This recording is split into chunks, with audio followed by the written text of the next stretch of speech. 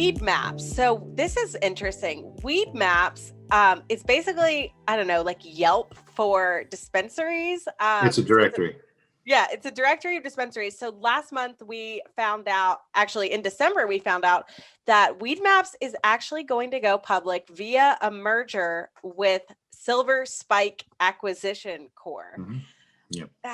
The deal values Weedmaps at $1.5 billion. What do you think about Weedmaps going public?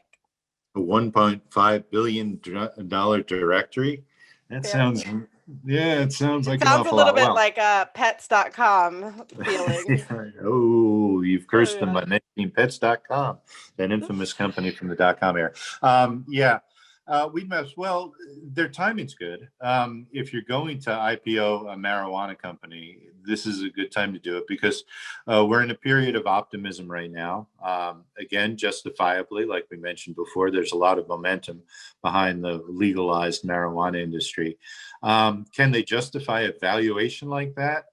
I don't know. As far as I'm aware, they're going to concentrate on that core competency, is essentially being a directory, a place where you can find all sorts of information about dispensaries.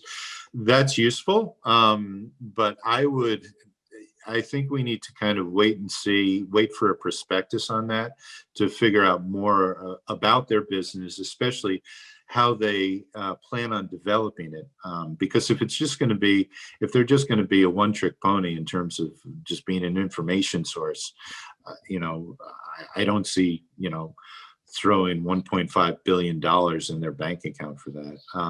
So that's a wait and see for me. It's certainly interesting. And I think it's nice for the broader sector because it's going to be a different type of stock and a different type of company, but we need more details before we make a good judgment on that.